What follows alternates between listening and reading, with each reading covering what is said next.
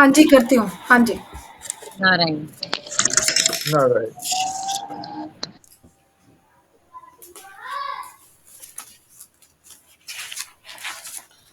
एक minute, specs लगा दूँ। ॐ भद्रं कर्णेभिः शृणुयाम देवा, भद्रं पश्येमाक्षभिर्यजत्राः, स्थिरैरङ्गैस्तुष्टुवाम सतनुभिर्यशेम देवहितं यदायुः। ओम शांति शांति शांति। इसमें हम ईश्वर से प्रार्थना कर रहे हैं, देवताओं से प्रार्थना कर रहे हैं कि हमारे कान जो भी सुने वो अच्छा सुने, हमारी आंखें जो भी देखें वो अच्छा देखें, कल्याणकारी देखें, और हम अपने स्थिर अंगों को स्थिर रख करके जितनी भी हमारी आयु है उनसे देवताओं के हित में जो भी कार्य हो वो करें। और इस तरह से हम स्थूल, सूक्ष्म और कारण शरीर की शांति की बात ईश्वर से प्रार्थना कर रहे हैं। स्वस्ति न इंद्रो वृद्धश्रवाः, स्वस्ति न पूषा विश्ववेदाः, स्वस्ति न तार्क्ष्यो अरिष्टनेमिः, स्वस्ति नो बृहस्पतिर्दधातु। ओम शांति शांति शांति। इस श्लोक में हम प्रार्थना कर रहे हैं कि इंद्र देवता जो कि उनके देवताओं के राजा हैं वे हमारा कल्याण करें। जो सूर्य देवता हैं, जो सबका पोषण करने वाले हैं और पूरे विश्व को जानने वाले हैं, वे भी हमारा कल्याण करें। जो तेजस्वी सूर्य का चक्र हमेशा चलता रहता है वो हमारे को सारे विनाशों से मुक्त करे। और जो देवताओं के गुरु बृहस्पति देवता हैं वे भी हमारा कल्याण करें। और इसमें भी वही कहा गया है कि हमारी आध्यात्मिक, आदि भौतिक और आदि दैविक शांति की प्रार्थना की गई है ईश्वर से। ठीक, बहुत अच्छे।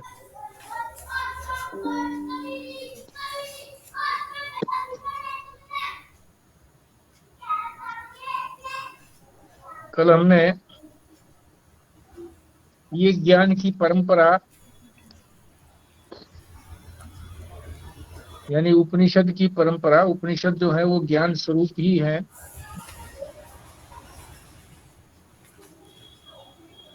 इस परंपरा का क्या महत्व है ये समझा था हमने।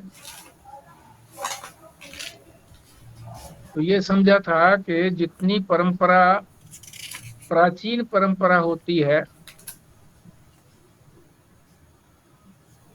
वो ज्यादा प्रामाणिक होती है और समाज के द्वारा भी सम्मानित होनी चाहिए। और जो ज्ञानी महापुरुष हैं उन्होंने भी इस विद्या को यदि अपनाया है तो ये प्रामाणिक हो गई। इसके अतिरिक्त इसमें कोई भ्रम नहीं पैदा होना चाहिए इससे, और ये सबके कल्याणकारी होनी चाहिए। तो क्या हुआ संक्षेप में यदि हम समझें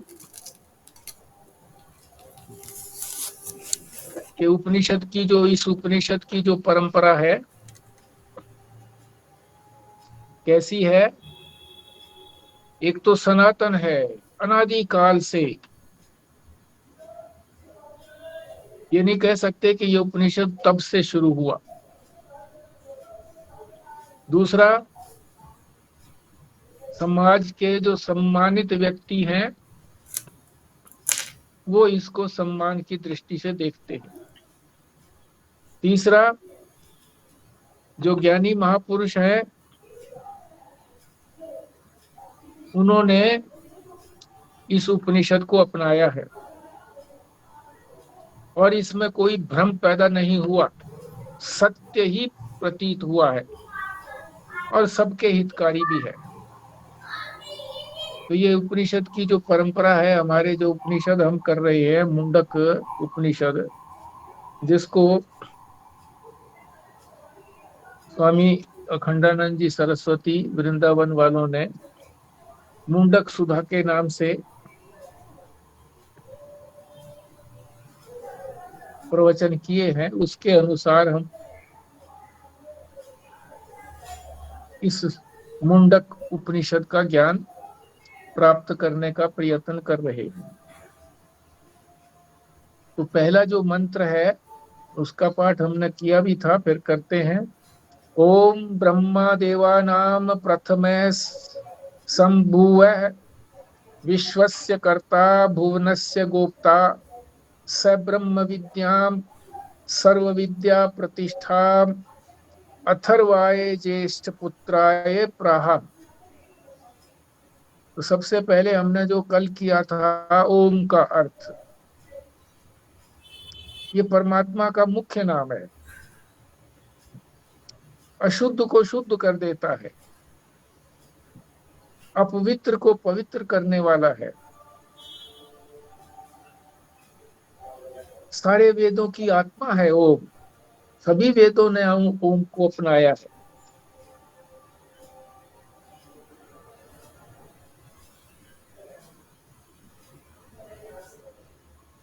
वेद जो है वो माता गायत्री है,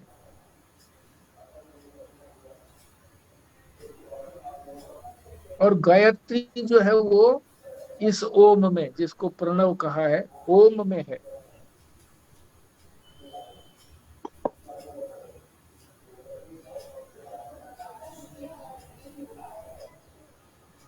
संपूर्ण वेद, इसलिए सारे के सारे वेद जो हैं इस ओम में ही, चाहे इसको ओमकार बोलो, चाहे इसको प्रणव बोलो, चाहे ओम बोलो, उसी में है। और इसके साथ जो है वो भूर्भुवः स्वः,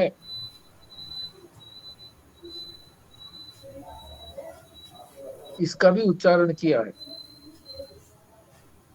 ये गायत्री है, और गायत्री जो है वो भूर्भुवः स्वः में जो प्रणव की तीन मात्राएं हैं, यानी ओम के अंदर ए उ और मैं, तीन अक्षर हैं,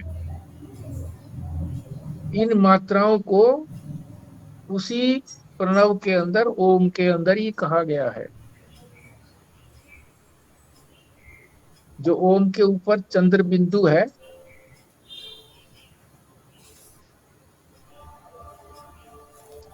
उसके अंदर परमात्मा का भाव है,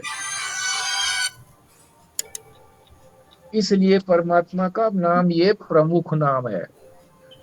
परमात्मा का क्यों प्रमुख नाम है, उसके लिए ये कारण बता दिए इतने। ये कल हम कर चुके थे। आज जो अगला शब्द है ब्रह्मा, ओम ब्रह्मा। ब्रह्मा क्या है?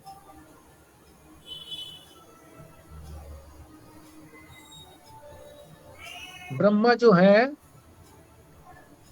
देवताओं के अंदर सबसे पहले उत्पन्न हुए।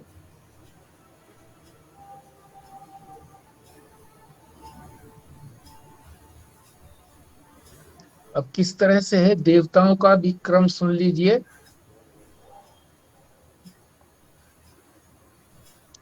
देवता किससे पैदा हुए? कश्यप महर्षि से। और कश्यप महर्षि किससे पैदा हुए? ब्रह्मा जी से। तो क्या आपस में क्या संबंध रहा कि देवताओं के पिता कश्यप हैं और देवताओं के ही पितामह दादा मरीचि हैं, और प्रपितामह ब्रह्मा है। तो क्या अर्थ हुआ? पिता, पितामह माने दादा, और प्रपितामह का मतलब है परदादा, जिसको हम परदादा बोलते हैं। पिता, दादा, परदादा, तीन पीढ़ियां हो गई।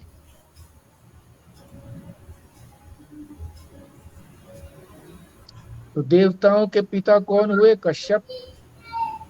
दादा कौन हुए? मरीचि। और परदादा कौन हुए? ब्रह्मा। यानी ब्रह्मा से ही ये सारी परंपरा चली है। ब्रह्मा से मरीचि, मरीचि से कश्यप, और कश्यप से सारे देवता उत्पन्न हुए। ये समझ गए?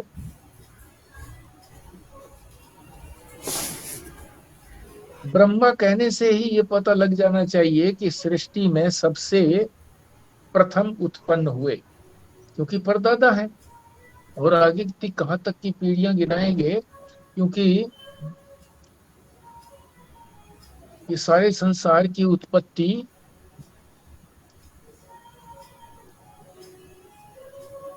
नारायण से हुई है।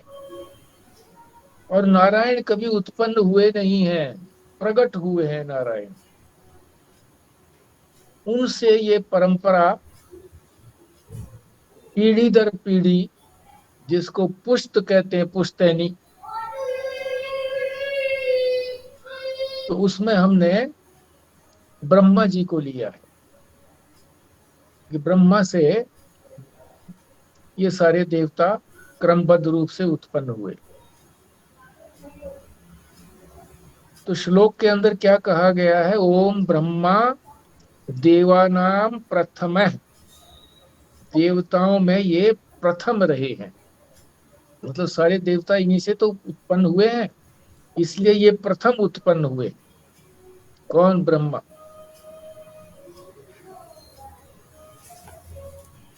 तो यहाँ प्रथम का तात्पर्य क्या है?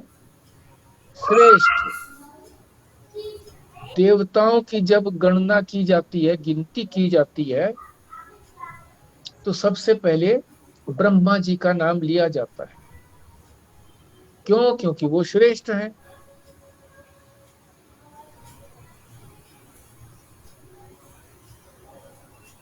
और वो शंभु, शंभुव, शंभुव, शंभुव का मतलब है स्वयंभू, अपने आप प्रकट हुए हैं, अपने आप प्रकट हुए। जैसे हमने बताया ना, नारायण प्रकट हुए हैं, इसी तरह से ब्रह्मा जी भी प्रकट हुए हैं, उत्पन्न नहीं हुए।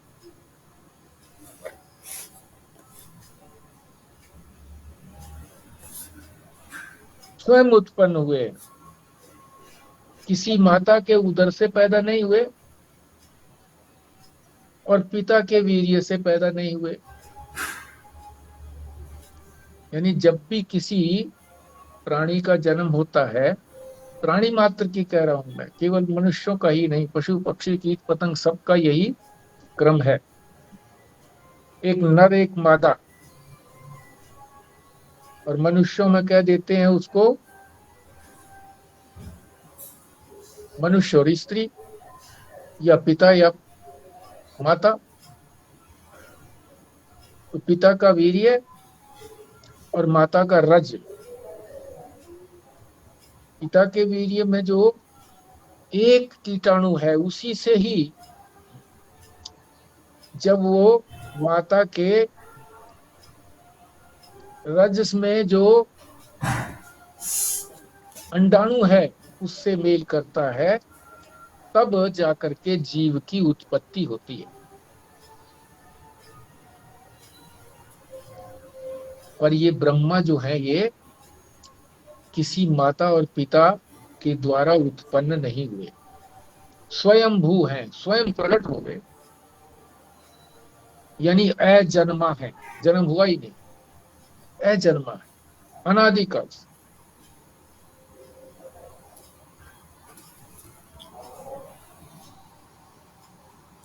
यहाँ पे जिस ब्रह्मा जी की बात हो रही है वो ऐसे ब्रह्मा विष्णु महेश या देवता नहीं है ना, वो तो ब्रह्म की बात कर रहे हैं ना। नहीं, ब्रह्मा ही है।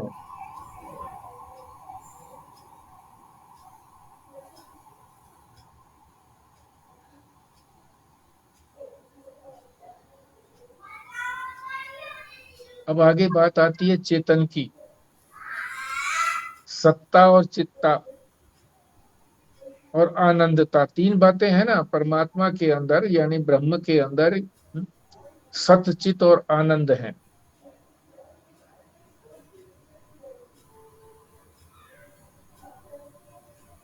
तो जो क्रम इस पुस्तक में दिया हुआ है उस क्रम से पहले चेतन की बात करते हैं।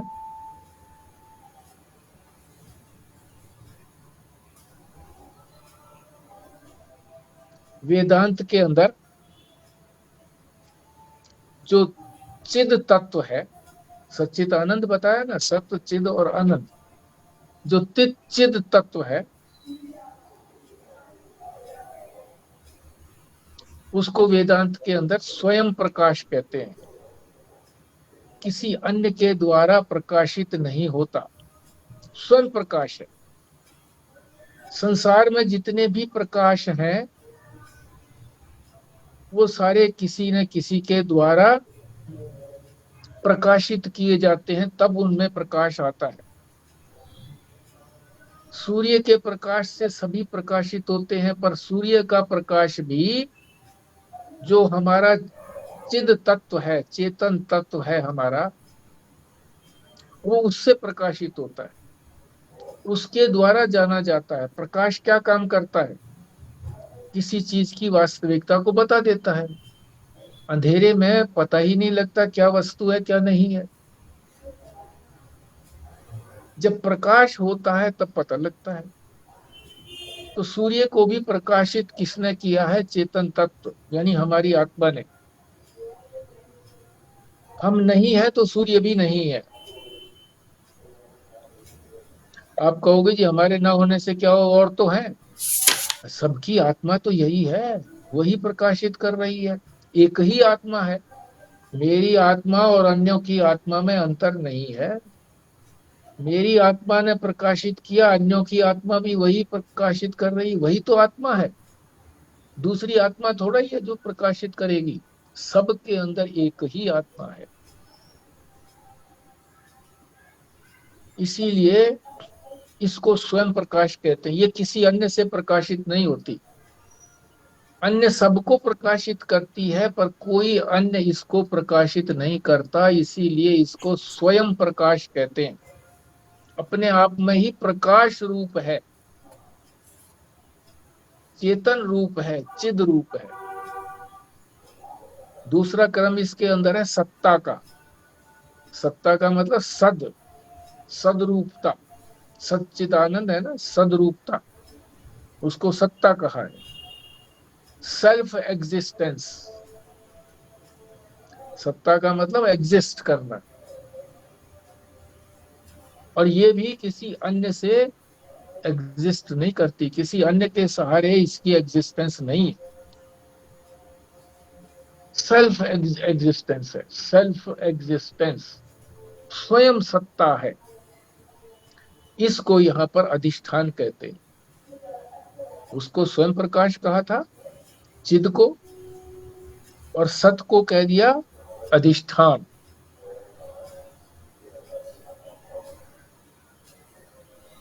ये भी स्वयं ही प्रकट है, किसी अन्य के द्वारा प्रकट नहीं।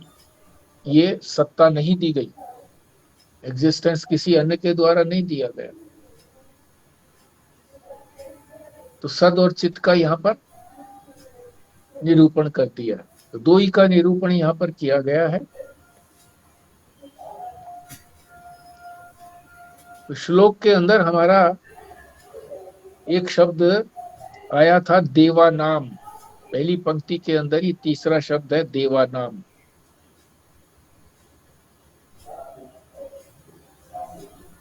देवता लोग, एक देवता नहीं, बहुत सारे देवता, सब देवता।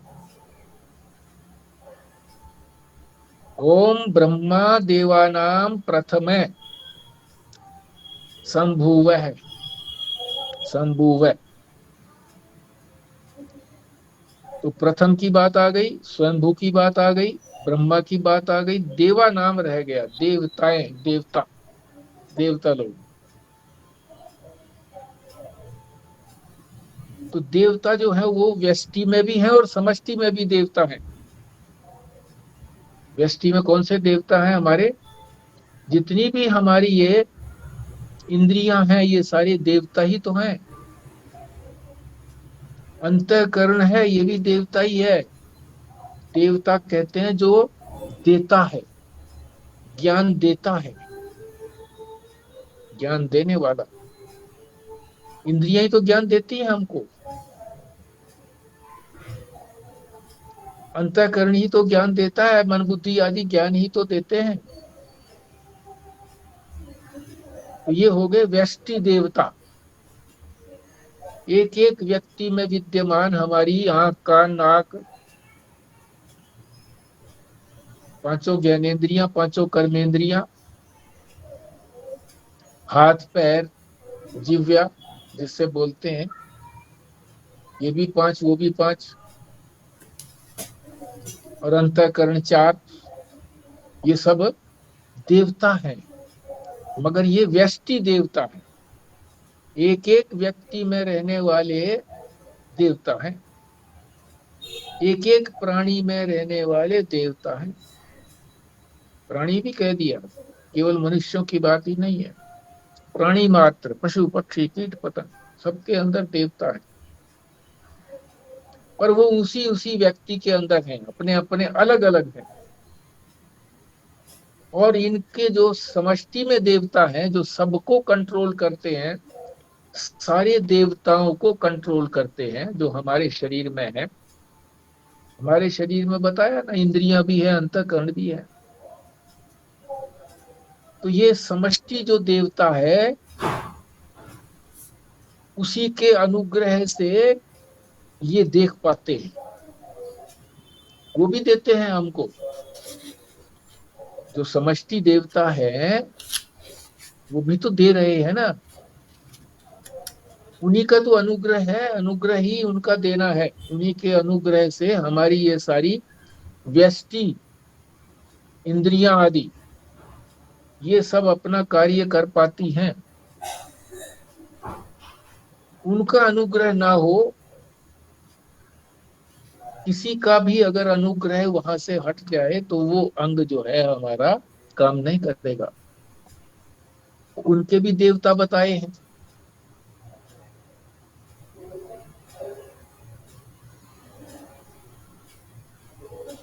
जैसे नेत्र के देवता कौन है? सूर्य। सूर्य के प्रकाश से ही हमारे नेत्र देख पाते हैं। सूर्य का प्रकाश ना हो, अंधकार हो तो नहीं देख पाएंगे। ये मत सोचना कि भाई यहाँ कमरे में बैठे हैं तो सूर्य का प्रकाश नहीं है। सूर्य का प्रकाश सीधा नहीं है, पर रिफ्लेक्ट होकर के हमारे कमरे में भी तो कुछ प्रकाश रहता है। रात्रि में नहीं है तो कुछ नहीं देख पाते हम, गुप अंधेरा। तो ये हमारे चक्षु यानी नेत्र के जो देवता हैं वो है सूर्य। कान के जो देवता हैं वो दिक, दिक कहते हैं दिशाएं, जितनी भी दिशाएं हैं, देश कही है उनको।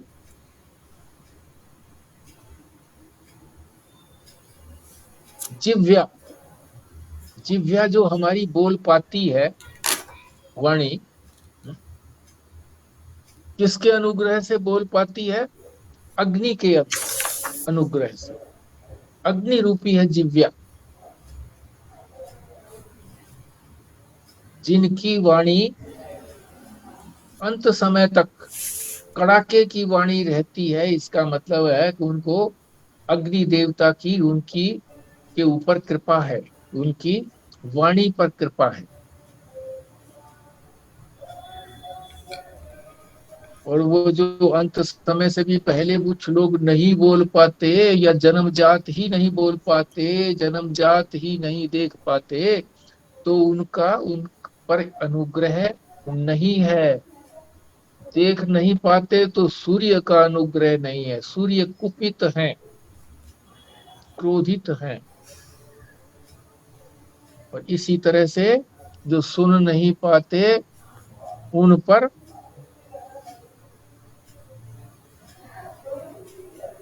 दिक, दिशाओं का, दिशा रूपी जो देवता हैं उनका अनुग्रह नहीं है। हाथ जिनके नहीं काम कर पाते, आजकल के वैज्ञानिक तो कहते हैं जी वो नस जो है ना, वो किसी को पैरालिसिस हो गया, हाथ नहीं उठा पाता। पर शास्त्र ये कहता है कि उस देवता का अनुग्रह नहीं है। किसका नहीं है? इंद्र देवता का। हाथ के जो देवता हैं वो है इंद्र। हमारी जो रसना है जिससे हमको स्वाद आता है, उसके देवता कौन है? वरुण। पैर के देवता कौन है? विष्णु। ये आपने जिव्या का तो बताया था ना, अग्नि देवता बताया था। हाँ, अग्नि। फिर अभी तो आपने बोला कि रसना का कुछ और है। हमारी जीभ के अंदर दो इंद्रियां हैं। एक है वाणी, जिससे हम बोलते हैं। एक है रसना, जिसको रसना बोलते हैं। इसके देवता वरुण है। दो काम करती है हमारी जीभ। बोलने का भी काम करती है और जीभ से हमको रस भी मिलता है।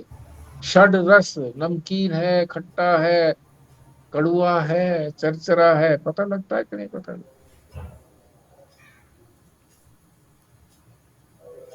हमारी मूत्रेंद्रिय, इसके देवता है प्रजापति, जो प्रजा का पालन करते हैं। मूत्रेंद्रिय से ही तो प्रजा का पालन होता है। मूत्रेंद्रिय से जब वीर्य निकलता है, या स्त्री के वहां से अंड निकलता है, तभी तो प्रजा बनती है। पर यह है व्यष्टि रूप से, एक एक व्यक्ति की बात है। और वो है समष्टि रूप से। समष्टि रूप प्रजापति जिसको कहते हैं, वो अगर कुपित हो जाए तो किसी को संतान नहीं होती।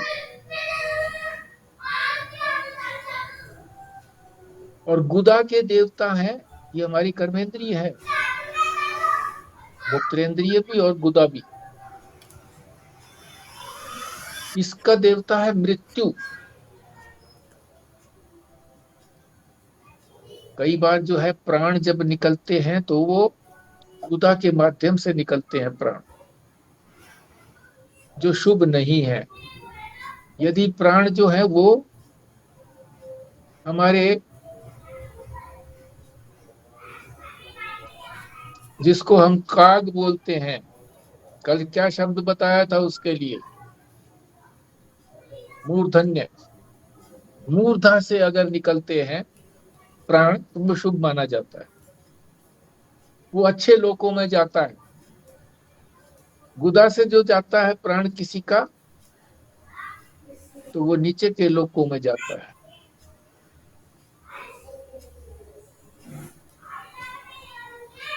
अंतःकरण में भी इसी तरह से है।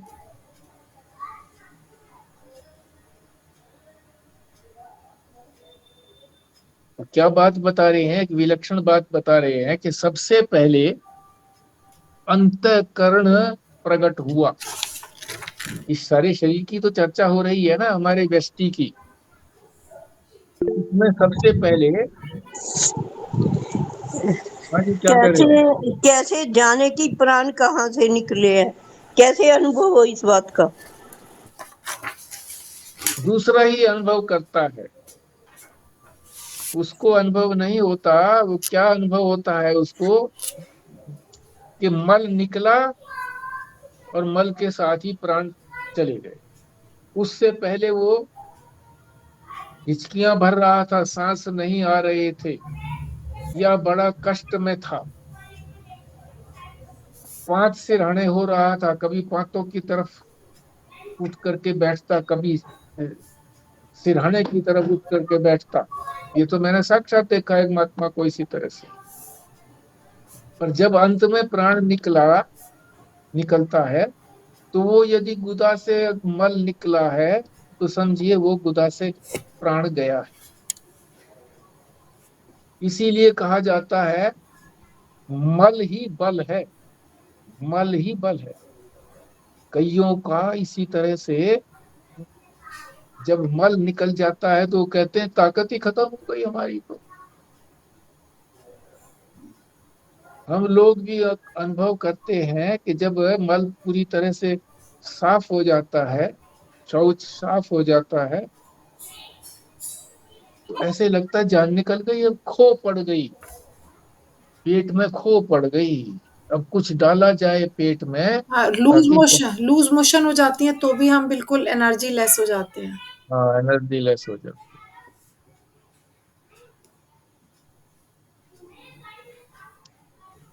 तो ये बता रहे हैं कि सबसे पहले अंतःकरण की उत्पत्ति हुई, क्योंकि सबसे ऊपर तो वही है ना, और सबसे निकट है हमारी आत्मा के। अंतःकरण, अंतःकरण प्रकट हुआ।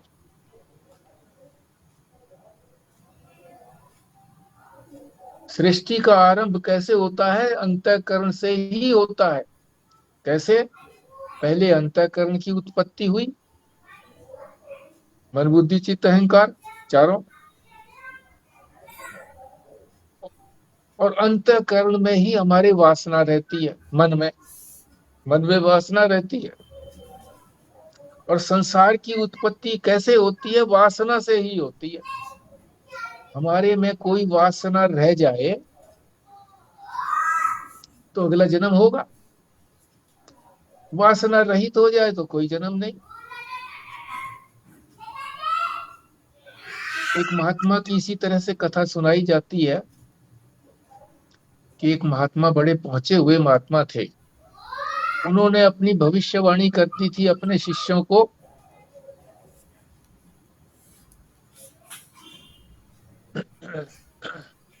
कि जब मेरे प्राण निकलेंगे तो बाजा बजेगा, बाजे बजने लगेंगे।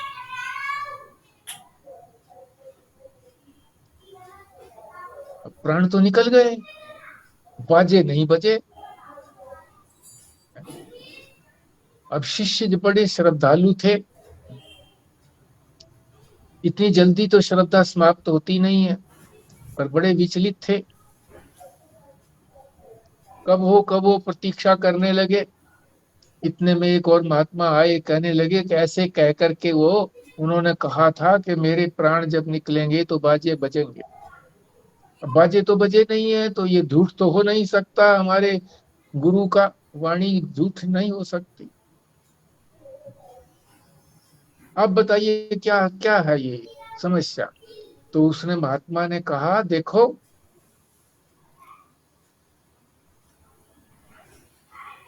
जिस पेड़ के नीचे इसके प्राण निकले थे तो इनकी नजर किधर थी? कहने लगे इसमें पेड़ में फल लगा हुआ था, उसकी तरफ थी नजर। तो बोले उसको तोड़ो। फल तोड़ा, बेर की ही थी, बेर की बेरी, बेर था। बोले इसको, बेर को तोड़ो। तोड़ा तो उसके अंदर कीड़ा निकला। बोले ये वासना इनकी बेर के अंदर रह गई थी किसी कारण से। जहां वो कीड़े को मारा, धुंध भी बजने लगी। सारे प्रसन्न हो गए उनके भगत लोग। तो वासना से ही यह सारा संसार की उत्पत्ति हुई है। आगे भी उत्पत्ति इस वासना से ही होती रहेगी। इसीलिए कहा है कि वासना की निवृत्ति आवश्यक है।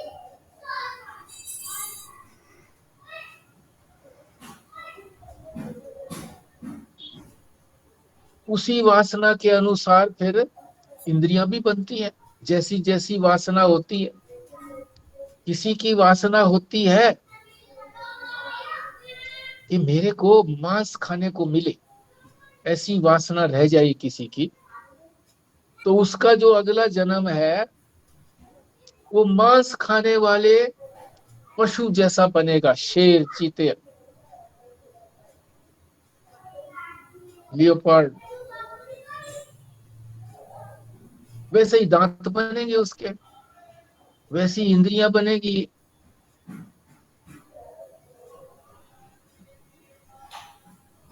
वासना के अनुसार ही इंद्रियां बनती है।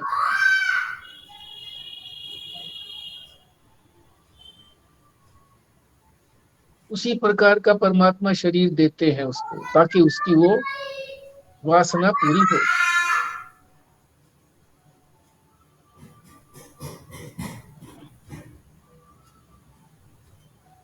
जैसे ये व्यष्टि के अंदर जो समष्टि के अंदर बात बताई है, इसी प्रकार ईश्वर के मन का संकल्प जो हुआ, उसी का नाम ब्रह्मा है।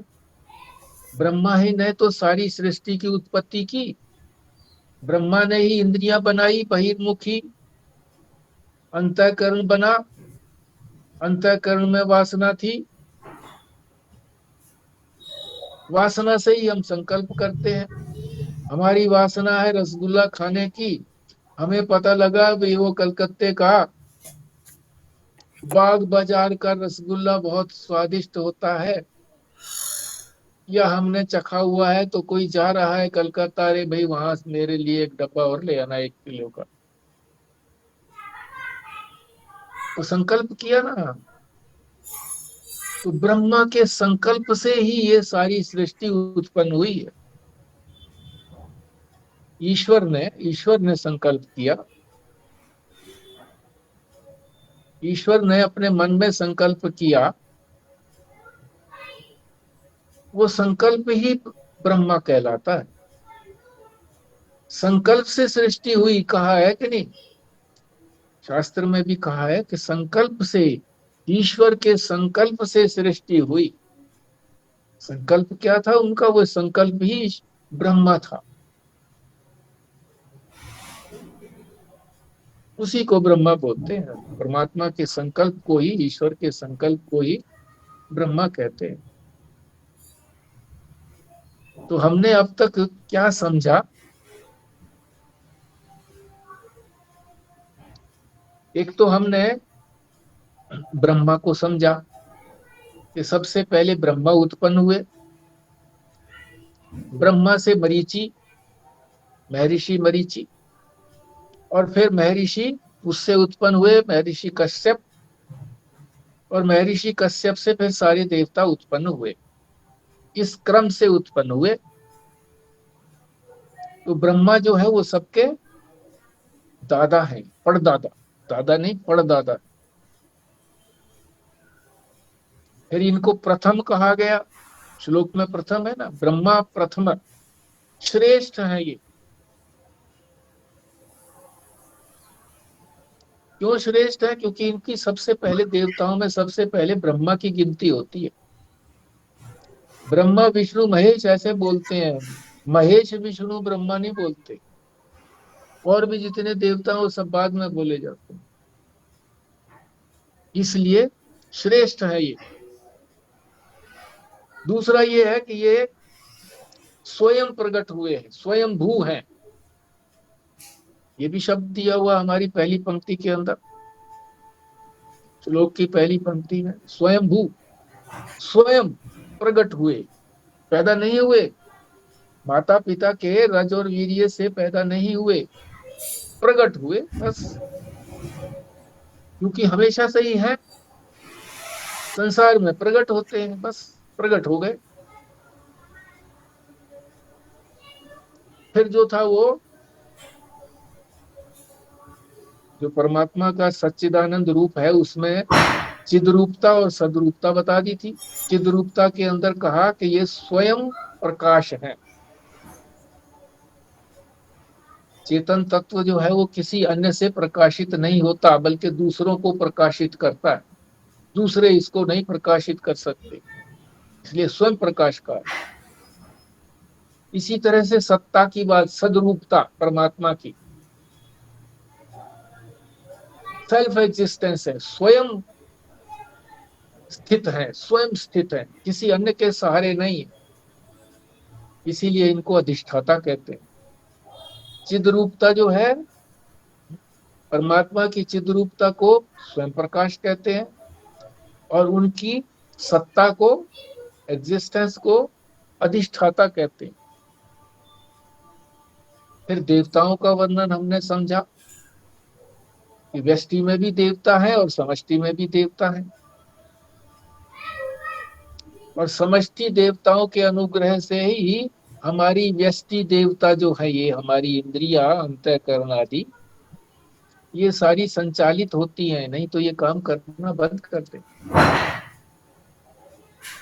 फिर ये भी बताया कि सृष्टि की उत्पत्ति में सबसे पहले ये अंतःकरण उत्पन्न हुआ। अंतःकरण में वासना आई, मन में वासना रहती है, पहले से ही थी वासना, और वासना से ही सारा संसार उत्पन्न होता है। अगला जन्म भी वासना से ही होता है। वासना की निवृत्ति हो गई तो अगला जन्म भी समाप्त हो गया। जैसे उस महात्मा का बताया था कि उसकी वासना जो थी वो उस बेर में अटकी पड़ी थी, और बेर में जो कीड़ा मिला वो कीड़ा बन करके वहां विद्यमान थे। जब वो उनको मार दिया गया तो धुंध भी बजने लगी। तो ईश्वर में जो संकल्प होता है मन के अंदर, उसको वासना नहीं कहेंगे। ईश्वर का मन का संकल्प होता है, हाँ। वो ब्रह्म रूप है।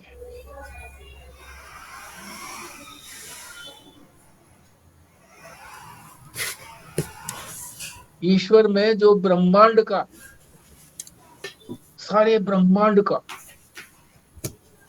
अध्यारोप किया ईश्वर के अंदर, कि सारे ब्रह्मांड को बनाया। अध्यारोप हुआ, बनाया बुनवाया कुछ नहीं, अध्यारोप, आरोप कर लिया ईश्वर ने। अध्यारोप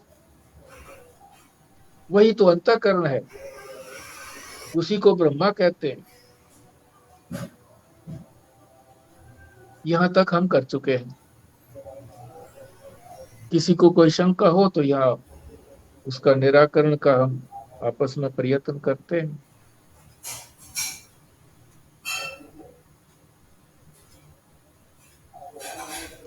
आगे बढ़ते हैं। फिर अगली पंक्ति, विश्वस्य कर्ता भुवनस्य गोप्ता।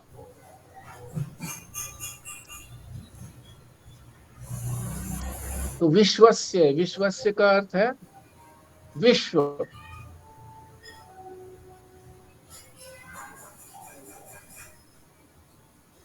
तो सारे संसार का बनाने वाला कौन है? ब्रह्मा। ब्रह्मा ही विश्व के कर्ता हैं। कर्ता माने जो कर्म करने वाला है। क्या कर्म किया ब्रह्मा ने? सारी संसार की सृष्टि की ब्रह्मा ने, उसी ने सारे संसार को बनाया कहो, उत्पत्ति की कहो, और वो प्रजापतियों के का पति, प्रजापतियों का पति अधीश्वर है। जो प्रजापति है, प्रजापति कौन हो गए? हम ही तो हो गए। हम ही तो प्रजा की उत्पत्ति करते हैं, अपनी अपनी प्रजा की, सबकी नहीं। सबकी प्रजापति तो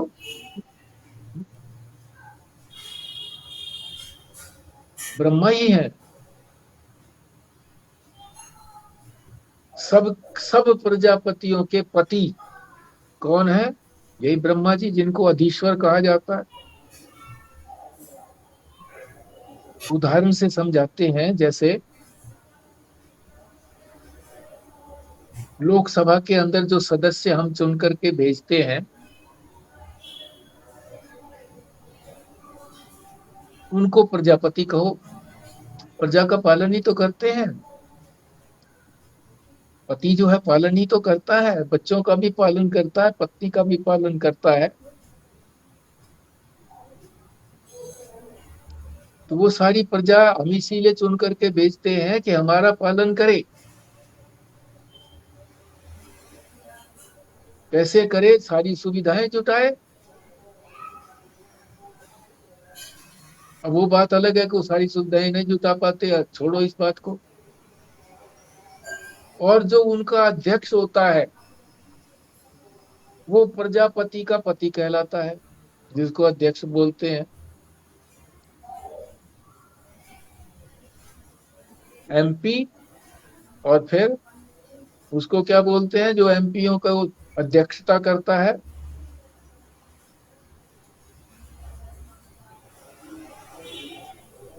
लोकसभा के सदस्य। और लोकसभा का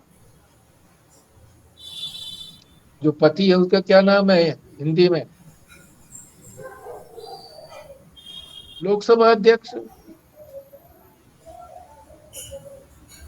तो ये हो गया कि विश्वस्य कर्ता, सारे विश्व को बनाते कौन? ब्रह्मा जी।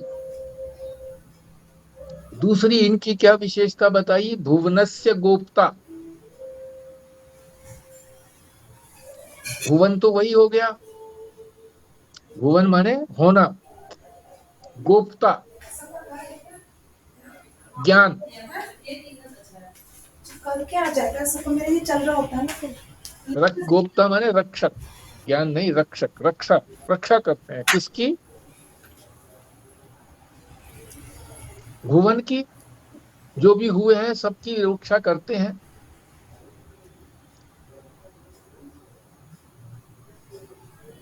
ज्ञान के द्वारा विश्व की रक्षा करने वाले हैं ये, ज्ञान से। कोई हाथों से रक्षा नहीं करते, हथियारों से रक्षा नहीं करते, ज्ञान रूप से।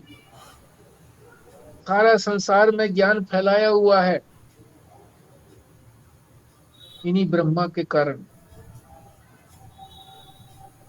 तो सारे प्राणियों की रक्षा करते हैं। सबको ज्ञान है कि नहीं है? पशु पक्षी कीट पतंग को भी ज्ञान है। एक बार एक चेंटा, जिसको क्या कहते हैं, मकोड़ा, सड़क पर तेजी से भाग रहा था। पीछे पीछे जो है वो नारद मुनि आ रहे थे। नारद मुनि सबकी भाषाएं जानते हैं, कीट पतंग आदि की भी। उन्होंने पूछा, अरे मकोड़ा, तू छोटी सी तो जान है, काहे को भागता जा रहा है? बोला, अभी मत बोल, मैं एक साइड में हो जाऊं तब बताऊंगा मैं क्यों दौड़ रहा हूं। वो एक साइड में हो गया तो कहने लगा, अब बताता हूं मैं। पीछे जो है ना एक गाड़ी आ रही है तेजी से। वो कहने लगा, तो नारद कहने लगा, मुझे तो नहीं दिखती। बोले, तुमको नहीं दिखती, मेरे को दिखती है। उसी क्षण एक तेज दौड़ती हुई गाड़ी आई। बोला, इससे बचने के लिए मैं दौड़ रहा था कि दौड़ करके एक साइड में हो जाऊं। ज्ञान है ना उसके अंदर भी। हर प्राणी बचना चाहता है। चींटी चल रही है आगे, तुम पानी की धार डाल दो उसके, बच करके दूसरी तरफ से निकलेगी।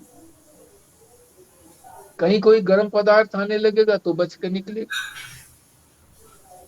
सभी बचते हैं, सारे प्राणी बचते हैं। शेर भी अपना बचाव करता है। भूख लगी हो तो बात अलग है, भूख लगी हो तो खाएगा, नहीं तो पेट भरा हुआ हो उसका, शेर का, और उसको छेड़ो नहीं किसी तरीके से, कुछ नहीं कहेगा। सभी प्राणी जो है उनमें ज्ञान है, ज्ञान से ही उनका पालन हो रहा है। और ये जो ब्रह्मा है ये रक्षा करते हैं। किससे रक्षा करते हैं? ज्ञान से ही। ज्ञान दिया है उनको, सबको ज्ञान दिया गया। पर ज्ञान भी दो तरह का है। एक ज्ञान जो है वो इस संसार में रहने के लिए है ज्ञान।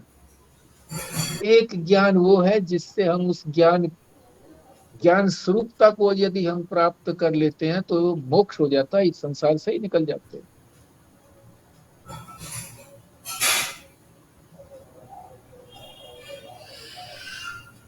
अब ये कह रहे हैं कि भाई ये बात क्यों कही? ये ब्रह्मा जो है सृष्टि के कर्ता और भुवनों के रक्षक हैं, सारे संसार का रक्षा भी करते हैं और उनकी उनको उत्पन्न भी करते हैं। क्यों करते हैं, ये बात क्यों कही गई?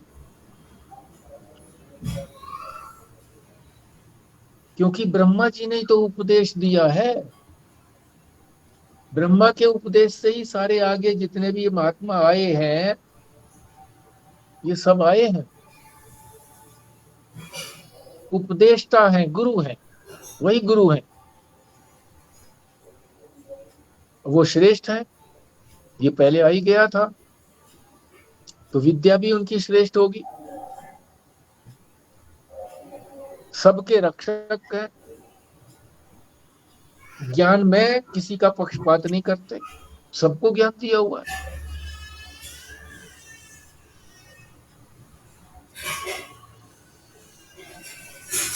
एक समान दिया हुआ ज्ञान, ये मत सोचना कि किसी के ज्ञान कम है, अरे बुद्धि कम है किसी की, ज्ञान नहीं है। ज्ञान तो सबके अंदर पूरा है।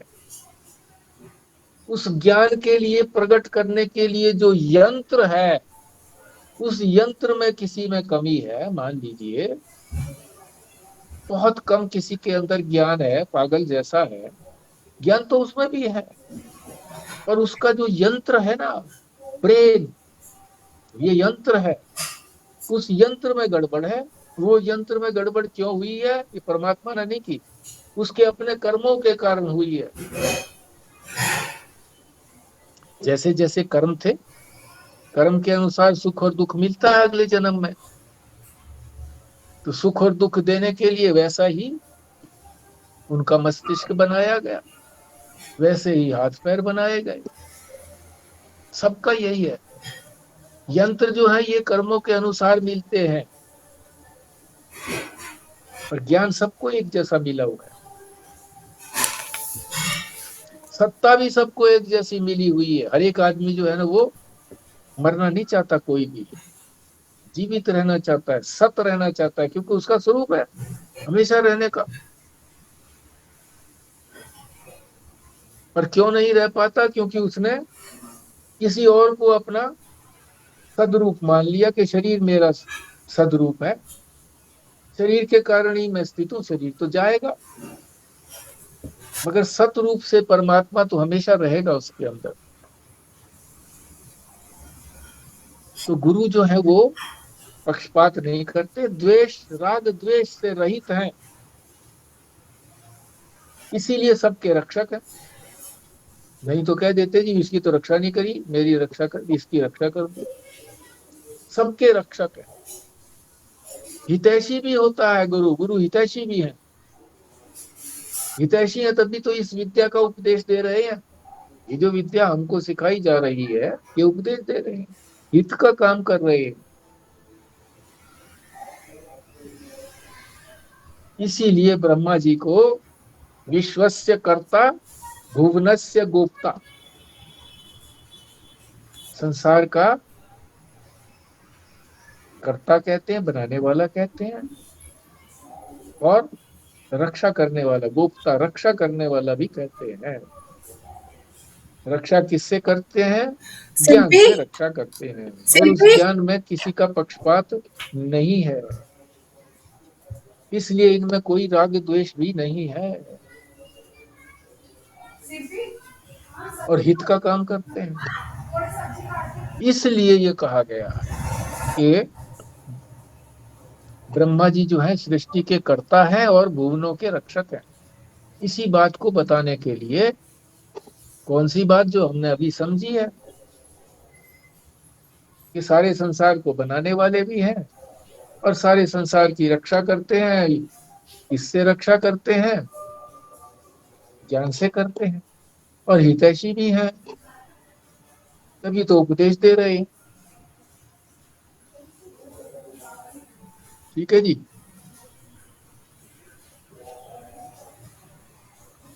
आपने कुछ बोलना हो तो बोलिए, 3 मिनट बाकी है।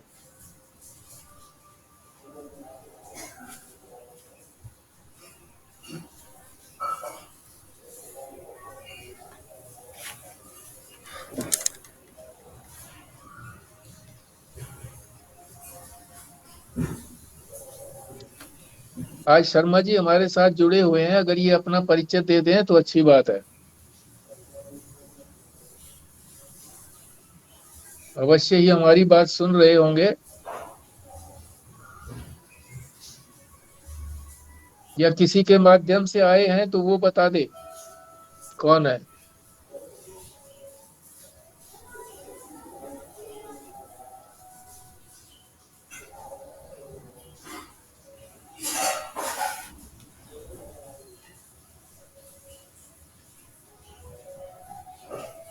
चलो, नहीं बताना चाहते, कोई बात नहीं है।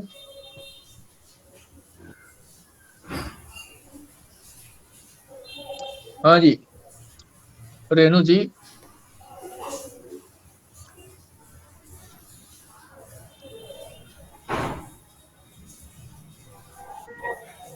पूर्णाहुति करिए। जी मैं करूं?